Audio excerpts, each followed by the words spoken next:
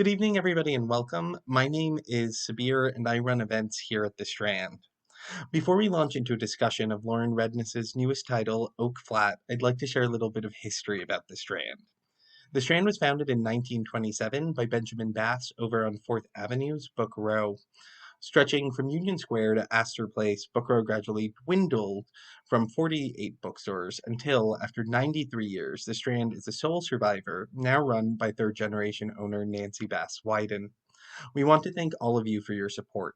Without our loyal community of book lovers and authors like Nicole and Lauren, we wouldn't be here today, and we are so appreciative of it. Tonight, we are thrilled to have with us Lauren Redniss for the launch of her newest book, Oak Flat. Lauren is the author of several works of visual nonfiction and the recipient of a MacArthur Foundation Genius Grant. Her book, Thunder and Lightning, Weather, Past, Present, Future, won the 2016 Penn E.O. Wilson Literary Science Writing Award. Radioactive, Marie and Pierre Curie, A Tale of Love and Fallout, was a finalist for the 2011 National Book Award. She has been a Guggenheim Fellow, a Fellow at the New America Foundation, and the New York Public Library's Cullman Center for Scholars and Writers, and Artist in Residence at the American Museum of Natural History. She teaches at the Parsons School of Design in New York City. Joining Lauren in conversation is Nicole Krauss. Nicole is the author of the international bestsellers Forest Dark, Great House, a finalist for the National Book Award and the Orange Prize, and The History of Love, which won the Serene Prize for International Literature and was shortlisted for the Orange, Medici's, and Femina Prize. Her first novel, Man Walks into a Room, was a finalist for the Los Angeles Times Book of the Year. Her fiction has been published in The New Yorker, The Atlantic, Harper's Magazine, Esquire, and the Best American Short Stories, and her books have been translated into 37 languages. She's currently the first writer in residence at the Zuckerman Mind Brain Behavior Institute at Columbia University. To Be a Man, her first collection of short stories, was published in November 2020. So, without further ado, please join me in welcoming Lauren and Nicole to the stage.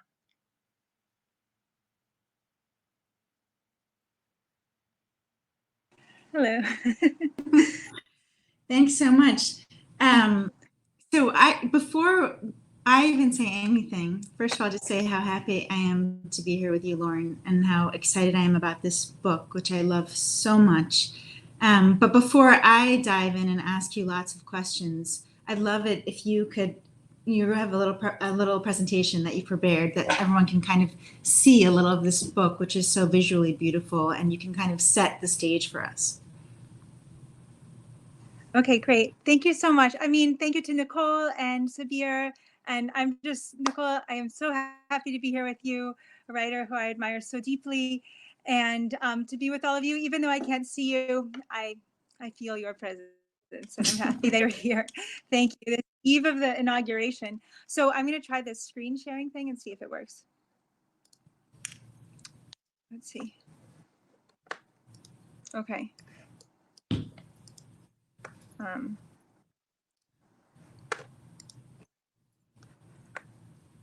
Nicole, is that working? Yes, now it works. We're good. Okay, amazing. I can't see anything, so I'm just going to trust it's all good. Yeah, we see the cover of your book now. Okay, perfect. So yeah, like Nicole was saying, we just thought it would be helpful if I gave you like a few basic facts about like the conflict at the center of this story so that it would orient our conversation. First, I just thought I would just give you very briefly a little bit of background. I've written 4 books. These are all nonfiction visual books. Each of the books weaves long form prose narratives and images together in different ways depending on the subject matter. For instance, in one case, I used archival material to create photo collages. In another book, I made cyanotype prints. The images in this book are copper plate etchings. In the past, I've also created typefaces for each of my books. Basically, I want each project to have its own personality, a personality that runs through the writing, the artwork, and the design. And in the case of Oak Flat, I wanted the book to feel raw and direct. I started reporting the story in 2015. I did most of the drawings on location throughout Arizona while I was reporting in the desert at the reservation of the San Carlos Apache tribe, at mines in the region known as Arizona's Copper Corridor, and at this place, of course, called Oak Flat. The drawings are done in colored pencil. And for this book, the typeface is not handmade. It's a common font called Garamond. I wanted the text to be what typographers call transparent, unlike in my previous books, where the text is often woven right into the images. In Oak Flat, I wanted the reader to barely notice it, so you're just reading along. The drawings are mostly representational. They're primarily portraits and landscapes. I wanted the readers to meet the people and see the places. There's a lot in the book about outer space. It begins with the formation of copper in dying stars. There are sacred sites in small towns. There are sections that travel underground into mining tunnels.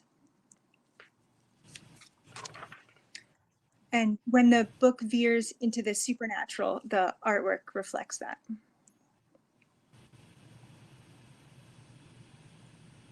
So Oak Flat is a story about an ongoing land rights struggle. The San Carlos Apache tribe is fighting to protect a sacred site from two multinational mining conglomerates that have had the support of the US government. Oak Flat is about 70 miles east of Phoenix. It sits within treaty lands that were never ceded to the United States. But because the Apache were pushed onto prisoner of war camps, which evolved into what we know today as reservations, the US declared this land public land. So for over 100 years, it has functioned as part of the Tonto National Forest. Forgive me, I don't have the photo credit for this image. This is not my photo, and I'm not sure who took it. Oak Flat is adjacent to the small town of Superior, Arizona, and it's about 15 miles from the edge of the San Carlos Apache Reservation. The book follows two families through multiple generations. This is the Nosies. They're an Apache family, and the Nosies are really leading the opposition to the mine. This is Wensler Nosy. He's the former tribal chairman of the San Carlos Apache tribe, and he's the founder of a group called the Apache Stronghold, whose mission is to stop the mine. This is his granddaughter, Nolan Pike. And this is Nolan and her two sisters, although now she has three sisters as of just last year. All the girls, but Nolan in particular, is an important activist voice against the mine. She first testified in Congress against it when she was 14 years old. I write about another family. This is the Gorham family. And the Gorhams are a mining family. Their patriarch, Patrick Gorham, who you see here, was the first sheriff in the town of Superior, Arizona. Just years after Arizona was made a state. Virtually every member of the Gorham family has worked in the various mines that have come and gone from the area. So Oak Flat is a beautiful place. There are volcanic rocks, there are natural springs, there are old growth trees. Sometimes you see a bobcat or a bear wander through the site. When it's like 120 degrees in Phoenix, it's cooler at Oak Flat. There are ancient petroglyphs on some of the rock walls. You can see evidence of different types of dwellings. Pottery shards have been found. The archaeologist John Welch has called the area the best set of Apache archaeological sites ever documented. In the past, Oak Flat was a burial ground, and it continues to be a place where Apaches come to gather important foodstuffs and medicinal plants. At Oak Flat, Apache families hold important ceremonies, including coming of age rite for girls called the Sunrise Dance. This is Na Lin at her Sunrise Dance. The sunrise ceremony is 4 days long.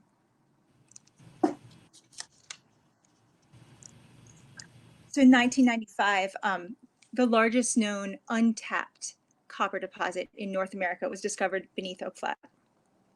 The minerals in the deposit, based on today's price of copper, are valued at approximately $140 billion.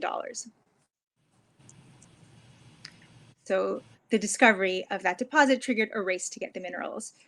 As I mentioned, these two massive mining conglomerates, Rio Tinto and BHP, teamed up to create a subsidiary company called Resolution Copper to try to get the ore.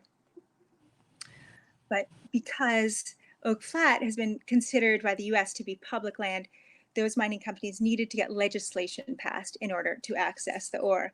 And for a decade, lobbyists and politicians tried to make this happen, but failed over and over again, basically because of activism by Native groups like Wensler's Apache's Stronghold and environmentalists. But most crucially, probably Wensler and Na Lin, who you see here testifying before Congress. Nevertheless, in 2014, Senator John McCain slipped this land transfer legislation into a military spending bill. He did it just before midnight, the night before the bill came up for a vote. So it passed, and President Obama signed it into law a few days later. The copper deposit under Oak Flat is said to be about the size of this local mountain. And if the ore is mined, the ground surface will begin to cave in. So it'll create what's called a subsidence crater. So the crater is predicted by the mining company itself to be about 2 miles wide and 1,000 feet deep. If the mine goes forward, Oak Flat would collapse into this giant crater. This would be an environmental disaster, and for the San Carlos Apache, it would also be a spiritual and cultural catastrophe. This is what the San Carlos Apache Tribal Chairman Terry Rambler said in his congressional testimony. Just as Mount Sinai is a holy place for Christians, Oak Flat is the equivalent for us. There are no human actions that could make this place whole again once it is lost. So that's just a very brief summary of what's going on, and a lot actually has been happening just in recent days of the developments around this. So I'm going to unshare my screen and we can jump into a conversation. If I can figure out how to unshare my screen. Okay. There we are. Yeah. That was beautiful. That was so beautiful. I just want to say, start by saying that every time I get one of Lauren's books from her or in the mail, it's like this enormous gift, because they're so beautiful and so personal and so intelligent. And I'm always brought into a world that I never expected and certainly would never have found on my own. I would never have found Oak Flat on my own in this instance. And I've spent the last many days with this book, rereading it and just really sort of falling deeply into it, which is also falling deeply into how you see things, because it's such a personal book. Even while it's so beautifully and reported, there's something that in always in your books, the handmade quality of it, in the way that because there's your artwork, we can see through things so beautifully through your eyes. So it feels very intimate to me always to go on that journey with you in one of your books. So thank you for that. So let's start exactly where you left off. So talk about, midnight, last minute midnight changes. So the Trump administration in these final days have fast-tracked, they threatened to fast-track that the land would be given away to this mine, right? And so the Apache opponents have filed a lawsuit to try to stop that. Can you say a little bit about that? Because that's very, very new. Yeah, exactly. So this has been just literally over the past, 7-8 days. Basically, the way the legislation was written was that the company has to go through an environmental review before they can access the land. But you would imagine that that environmental review would involve, looking at the findings.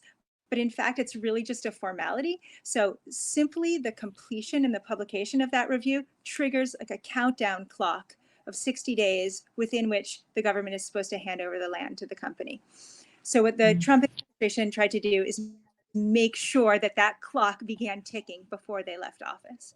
And so they pushed to have the environmental review published, and it was published last Friday.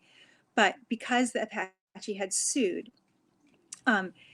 the Department of Justice and the Forest Service agreed that they would not transfer the land within the next 55 days.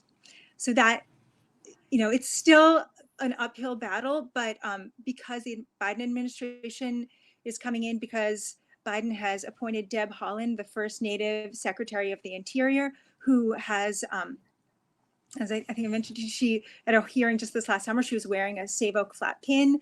Biden and Harris also met with the San Carlos Apache tribal chairman, who I quoted. So, and as it turns out, I just heard the Reverend Barber of the Poor People's Campaign is going to give the homily tomorrow at the inauguration, and he has been a big supporter of Oak Flat. He's been at all these events. He does events with Len Sernosi all the time. So these seem to indicate that the Biden administration potentially could step in and do something.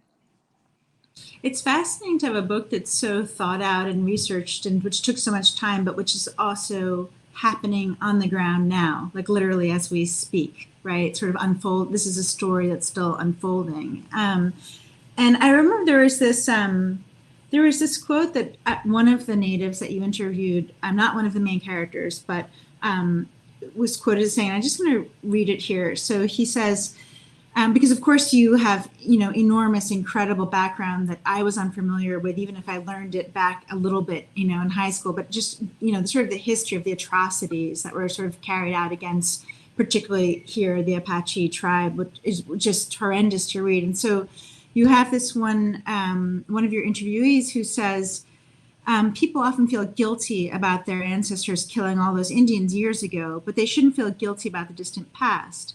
Recent years have seen a more devious but hardly less successful war waged against Indian communities. And then your book sort of really takes up the details of what this extractive industry has really done to these communities one after another, and the whole boom bust cycle, how it comes in. And it, yes, for a time it may give jobs, and certainly Resolution Copper has offered and already given some millions to this town, Superior, to sort of boost certain things or that are needed.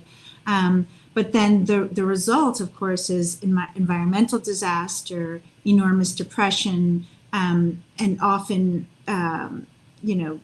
terrible physical costs to the miners, who then go on to suffer all kinds of cancers. So I'm curious for you, like, how did you find your way into this subject? And to what degree was it kind of almost accidental? And to what degree did you enter into it with a kind of activist sensibility? Oh, yeah. Well, just about that quote that you mentioned, that's Vine Deloria. And I think that is kind of the crux of maybe the whole book in a way, but you've been pointed there. I think because what drew me to this story is both the importance of what's going on here for its own sake, but also the way that what's happening at Oak Flat is a stand-in for the history of conquest since Europeans arrived on this continent, and that this is really a continuation of these acts of genocide and land theft. But Nicole, I think, have I lost you? I guess I'll just keep talking and hope everything will. Okay. I can't see you, but good. I'm glad. I'm still here. I can see you and I can hear you, but I know that this is a weird platform. So hopefully nobody's saying anything in the chat, so I think we're still good. Okay, perfect. So maybe it's just my computer. But yeah, so how I found my way here. So I guess I saw the stakes and I cared about the injustice is really the bottom line, I guess. Yeah, so I just approached it, I think, with caution, because I'm very conscious of being a white person writing about Native issues, and I know that in the same history that I'm covering, many well-intentioned people have caused harm despite those good intentions. So I know I'm very conscious of that fact that good intentions aren't enough. But so I just tried to educate myself and have that always in mind. Tread lightly. Yeah. So one of the remarkable things about this book, and this is actually the case with all of your books, but particularly here, I think, is like there's this enormous variety of sources that you're drawing on. So there's oral history, there's legal opinions, anthropological accounts, corporate news releases, and then your, of course, amazing, very beautiful firsthand reporting, both sort of written and what your interviews and your drawing. And then you take all of these sources and you assemble them, and you kind of absorb them into this written narrative and then layer in your drawings. So I'm just curious if I'm sure everyone is curious to know what that process is like. You said that you're drawing throughout. I know that for you almost can't see or think without drawing. Like drawing is very much part of how you process things. So maybe you can tell us a little about that, because I think, other people have called your style, the way that you put these books together, sui generis and totally original. And I absolutely agree with that. I think that's so true. It's so uniquely your own. So maybe just tell us a little bit about how you go about doing it. It's funny. I think basically my entire career is a workaround for my deficiencies. I think I have no training as a writer, and I was excruciatingly shy for most of my life. So journalism is the perfect cover for someone who is interested, wants to talk to people, curious about the world, but is very shy. So just, having that context, you can suddenly call anyone up, ask any question. And that made a lot of sense for me. But yeah, and I think the like you said, the reporting in the oral histories are really at the center of everything. And that reporting is both gathering stories and interviewing people, and it's also the visual reporting. It's drawing on location, taking notes, taking a lot of photographs, and so when I go out, I guess my hope is that I will be surprised by what I encounter when I start reporting, because if I'm just gathering, confirming what I already know, that doesn't seem especially interesting. So the hope is that I'll go out and discover something that I could never have imagined, meet, people that totally blow my mind, and that seems always to happen. So I do a lot of that kind of gathering, and then I bring it all back, and I bind a dummy book. So I just bind a physical blank book, and I start physically cutting and pasting, scotch taping the text into that book so that I can see the pacing. How is this unfolding? What meaning is made by the way the pages turn. And I love about the structure of a book, that you don't know what you're going to see when you turn the page. It has that element surprise built right in. So I think it's about gathering those different materials and then building the physical object and hoping to. So you do all these interviews and you have all these sources, and then you have them all printed out, and you just start to move them around to kind of see how you want to do pacing. Well, I mean, I guess I sort of elided the whole process. So basically I'll take that material and then I'll start write, goes with all of the other background research and all of the other writing so I'll more or less write the text. I have the kind of visual archive that I've been building up, while doing that work, and then use the writing as kind of backbone, the skeleton that I build on top of with the images.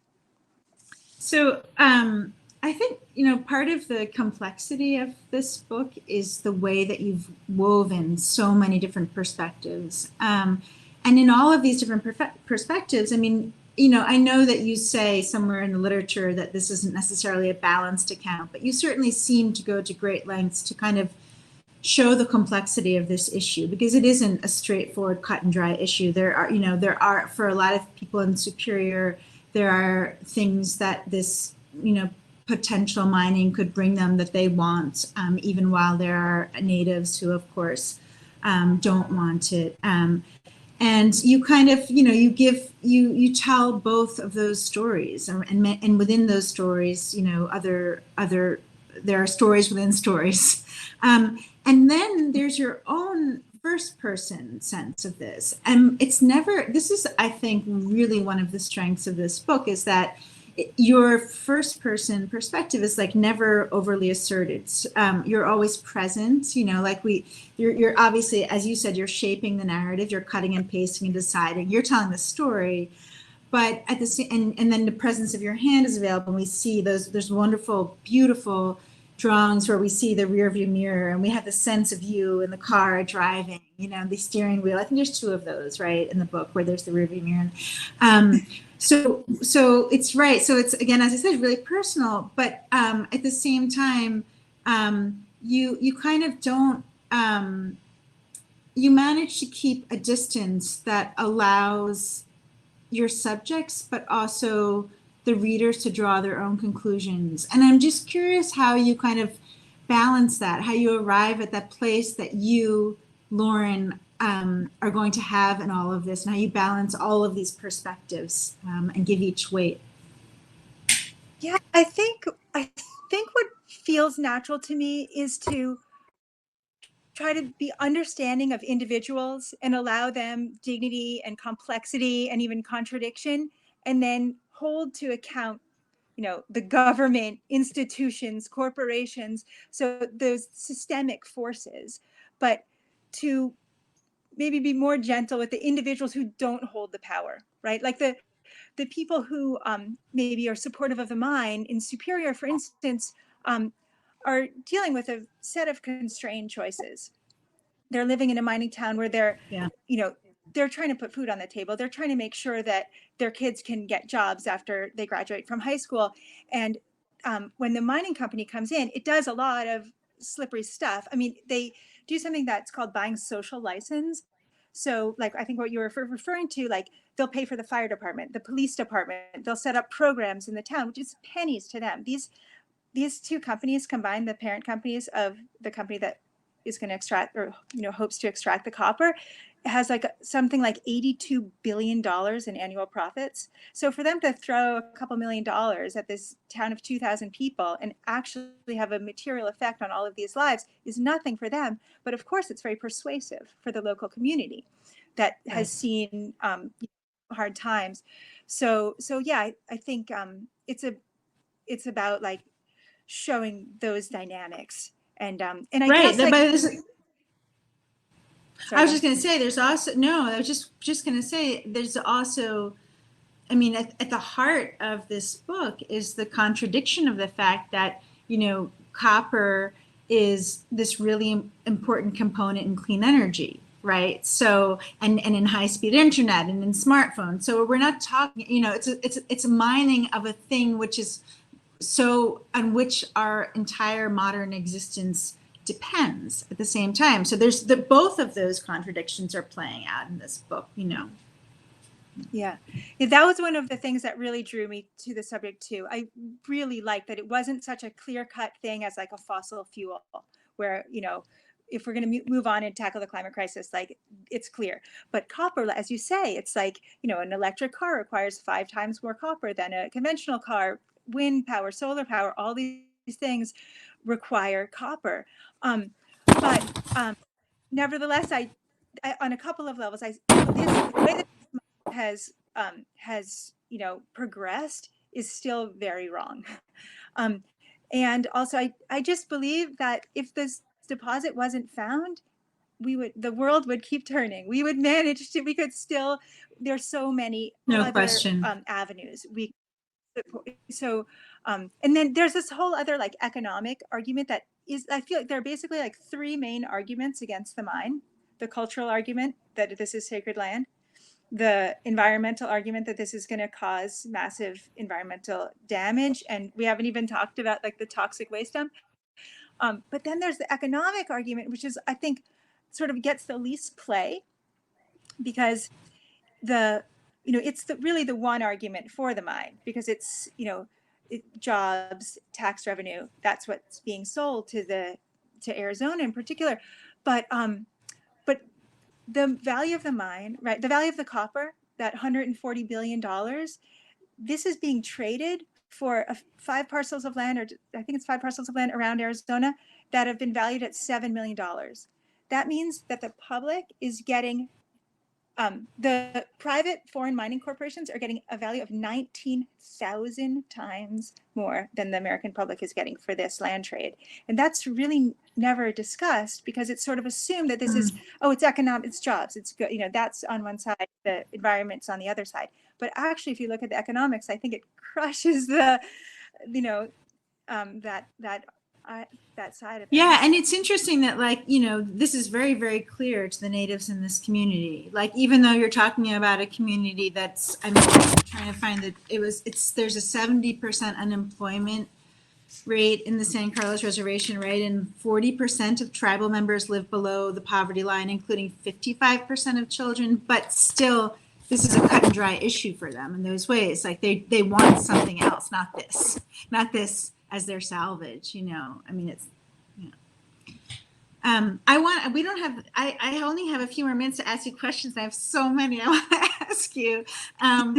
So I'm gonna jump onto one more. So I'm very curious about how you developed that kind of intimate relationship, both with the Nosy and the Gorham families, and then how. I'm not a journalist. I'm a novelist, and so I can betray my subjects in a way that in a sense is more complicated, right? I always think of the famous Janet Malcolm book, right? But so I was curious in how does the intimacy both help, how does it both and also complicate remaining journalistic, and to what degree you worried at all about how they would feel about your representation of them and how they would feel reading this book? I worried constantly. This is a thing I lost sleep over for literally the entire trajectory of the project.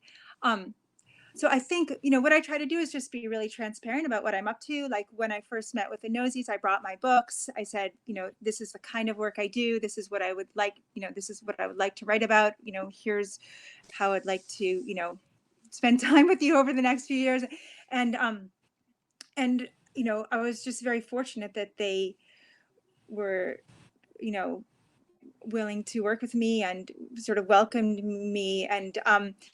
And so I just basically started spending time, talking with Wensler, riding around, visiting the sites in the small towns, being in Oak Flat. We would just sometimes, do whatever needed to be done. I remember one day going and taking out the trash at Oak Flat and bringing it to the dump with Wensler. And with the Gorhams, it was, Wensler I called up. We spoke on the phone several times, and I made plans. We met in Arizona. But with the Gorhams, it was completely fortuitous. The way it's relayed in the book is it's not in the first person, but I relay exactly what happened, which was just, I was walking up the street in Superior. I walked into Superior is literally that photograph I showed you. That is that's Main Street. It's a tiny, tiny place. So I walk into this one coffee shop, and of course, you're not from Superior. You stick out like a sore thumb. And so this guy in a white cowboy hat says, "Where are you from?" Sitting there with his wife and a friend. So, "Oh, New York." And he's like, "Have a seat." And so we just started talking. And that conversation lasted, I don't know, a couple hours. And he, that was Mike McKee. He and one of the Gorhams, and he ended up calling his aunt. He's like, "Oh, Patricia, you got to come down here." And they just, she came over, and we just started talking, and they were sharing stories. And this is one thing that was really so amazing with this book, was that doing interviews with people, not just one-on-one, but together in groups that they would naturally be in, whether it was Nalin and her 2 sisters, or the Gorhams as a family, and just being able to be with everyone in their kind of natural rhythms, where they're prompting each other to remember a story, or disagreeing, or goofing around, or whatever. That kind of lack of formality, I think, let me be a kind of fly on the wall in a way that was so wonderful.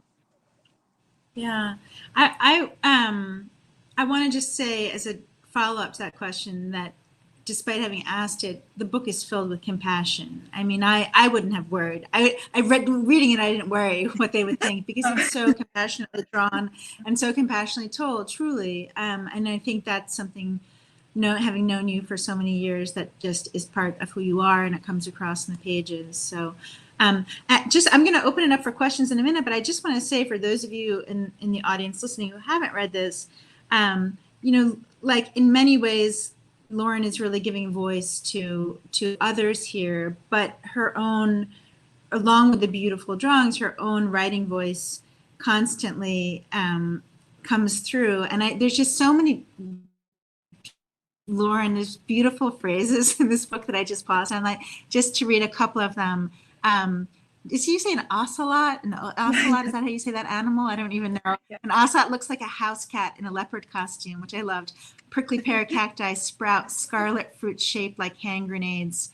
A book left on a seat is cooked like a slab of meat left on a grill because of how hot it is outside. And then there's just beautiful things that you do with line breaks too, where you take interviews and then you kind of will give them a lot of space in the same way that they'll give, whole pages, just these blacknesses or spaces to breathe, where the reader can breathe visually and narratively, but then you'll break lines in very, very beautiful ways.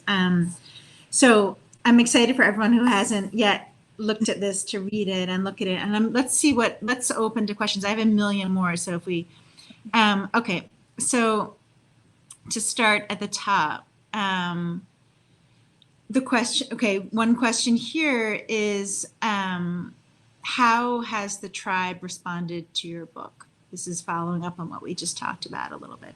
Yeah, so I definitely, there's no official tribal response, but I brought the book to the Nosies, to Wensler and Vanessa, when Vanessa is his daughter, the mother of the three girls. She's also in the book. Just before COVID, just before everything shut down, and I was very nervous. But I gave them each copy, and I sat with Wensler. We went through every page. That was an amazing experience. Vanessa had this really, really beautiful reaction. Like, she just saw her daughters, she saw these pictures of her daughters and she read their quotes, and she started crying, and she just, she was just seeing them as a mother. She's like, they're so cute, and I think she saw the lapse in time between when we had been together, even though it had been a short time. But of course, when you're talking about young people, that small amount of time, there's such huge changes. So she was like, oh, they seem so young. And so, yeah, that was an incredibly gratifying feeling that they were happy with the book. And then I mailed it to the Gorhams because of COVID. I wasn't able to bring it to them personally. And Jackie Gorham, who's one of the sons of the sheriff I showed you, he's 89, and he called me up and he goes, honey, you did a nice job with that book. I love it. Not surprising, but nice to hear always, right? Relief, Relief, yeah. Okay, so here, I guess we've touched on this a little, but there are some more questions about this. I think people are really curious about your process, as anyone would be, because it's so unusual. So someone has asked that they would love to hear more about what you go through to arrive on a style, method, or materials for each of the books because of the differences between them. Yeah, I mean, I think each subject matter suggests a kind of tone, right, that feels appropriate or most meaningful to the ideas. So for instance, like that first book that I showed you with photo collage, that's a biography of like a showgirl, right? And it's like, I had all of her archives, and that her whole life was all about performance and spectacle and glittery things. And so using those photographs and making the colors really saturated, that made sense because it reflected the kind of splendor of her life and the extent of it, which is 106 years. And then for my second book, was about the scientists Marie and Pierre Curie, who made important discoveries in the field of radioactivity. They discovered two radioactive elements, and So in that book, I created photo collage. No, I didn't. I created cyanotype prints, which is a photographic method. What, I have no idea what I did. It uses the, it's a long time ago, ultraviolet rays of the sun. So it's like a kind of like, you know, very primitive chemistry that I was doing to make those prints, and also using this idea of exposure to these kind of invisible penetrating rays to actually create the prints themselves. And also then the way the prints appear has that kind of glowing light, because you're getting a negative of whatever the the original drawing was. So that made sense. And then with this book, I think because I did want it to be very direct and reportorial, it just seemed like the simplest medium made the most sense. So I use colored pencils. This is very immediate, very direct, easy to draw on location, easy to transport. And so it felt less mediated, and that felt truer to, just communicating this as kind of humbly as I could. Great. I have a question I'm kind of desperate to ask, and then I'll go back to everybody else's. I don't want to leave without asking it though. So I know you to be somebody who, like me, loves dancing, and you've been dancing really for like most of your life. And when I was preparing for this, I found something you'd said about how your approach to drawing and your sense of anatomy are all very much linked to your history of considering the body in space. So I just found that so fascinating, but I also wanted to understand it better. Could you say some more about that? Yeah, that's funny. Right. So yeah, I studied ballet for a long time, and I think right, as you sense, makes you aware of your physicality in space, the way, posture, and also nonverbal communication. And I think, like, my husband actually told me that when I write, I act things out. Like, I'm like gesticulating. And this is extremely embarrassing to learn because I had no idea. And sometimes, of course, I work in cafes or whatever, so this is mortifying to learn. But and I did know that I do that when I draw. I kind of like make the expressions, or like enact a posture of like whatever I'm depicting. And I think that it's like a kind of like effort to like embody whatever it is. And I guess like it makes me think of that quote, that quote that's like been attributed to like zillions of different people, like literally everyone from like Andy Warhol to Frank Zappa to like Elvis Costello. It's like writing about dance is like dancing about architecture. Yeah. But I guess like, right, like no one knows who said that. But or if it was ever said like that. But basically, to me, it feels like it means like each form, each art has its own untranslatable language. And I guess like for me, that's the way images work, and that's the way text works. And that's why I don't want to have to choose between them. I want to like be greedy and use them both, because I want to create images that say something that the text couldn't say, and vice versa. And that's so that when they fuse, there's some third thing happening. Yeah, and there's something also about the sense of space as you give it to us to see, which has this enormous range. Like we're just constantly moving from the cosmic, right? The book opens with the cosmic, with the sense of like visually the sense of copper being created in stars, and then it zooms in on these really beautiful, exquisite details. And then there's just and then the sense of like the way that language is paced. So there'll be something that's introduced in writing, and then you turn the page and you have this sort of visual sense of it in space. And so I find that there's that sense of space that you're thinking of or moving through on so many levels in your work. But I really love the image of you acting out. It's funny because I've always been, there's a writer that I really, really love who once talked about how a novelist, that he actually had to embody his characters and he would walk around like them. And I was always a little suspicious of that, but I actually think that your way of doing it Right. Well, which obviously when you're drawing, you do need to, like, I think of those Rembrandt self-portraits where he would like make those wonderful faces in the mirror. Like you need to see what it would look like. But I love the idea of you just talking to yourself as you write out dialogue. Okay, let's see. I Method think writing. we might. What? That's like method writing. Yeah, exactly. Exactly. Method writing. Okay, I think we might have time for one more question, and I think it will have to be about what your next book ideas are. We'd love to know what we're going to get to think about with you next, if you have any idea. Yeah. Well, I have a book due next month. It's a children's book, my first children's book. So that will be out next spring, I think. And after that, I'm not sure. I have ideas. I did a big public art project last year for New York City Ballet, actually, and that kind of whet my appetite for scale. And so I'm contemplating things in that direction. And then there's an article I want to write.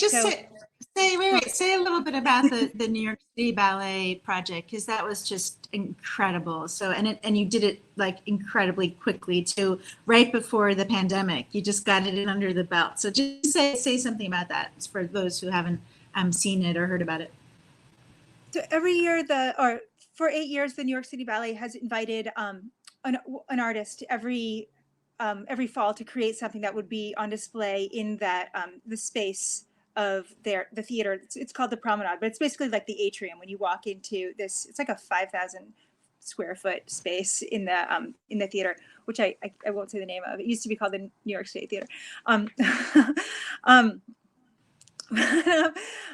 So they invited me to create an installation for that space, and that was an incredibly daunting and amazing honor. So what I did was interview and create portraits of a little bit over 100 people who work behind the scenes at the ballet. So ushers, security guards, ballet masters, engineers, all different types of people. And those portraits were installed all around the theater. Yeah, it was. I have to just say, having been there, it was, you're not even doing it justice, because those portraits were huge, right? So it was incredible. There were two billowing. What were those? Not what would you call those? Yeah, the two like, portraits that were almost like they were like billboards, but they were like on silver billowing, and then there were all of these other incredible portraits all around that gallery, and so it was really pretty spectacular. So I think maybe we're okay. I'm gonna slip in one last question from somebody before we have to say goodbye. So the last question is: your work is inspiring in terms of the subjects and the people you celebrate, and also in terms of your interdisciplinary curiosity. Who do you read, and where do you go for inspiration? Oh, I love that. I guess I read pretty eclectically. I think, right now I'm reading, I'm reading a kind of activist book about the ecological crisis. I'm reading Hilary Mantel. I finished Nicole's recent book, How to Be a Man, which is amazing. Everyone should read that. Not How to Be a Man, to Be a Man, excuse me. I think How to Be a Man was the a long ago original title that I may have told you, so it's stuck in your head. Okay. So I think just kind of trying reading a few things simultaneously, and try go to museums as often as possible.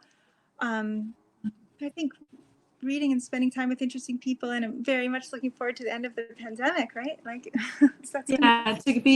We were just talking about this before we came on, about how at the end of a book we need new stimulation so that we can find new energy to write about new things and new projects. So I think we're all eager for that.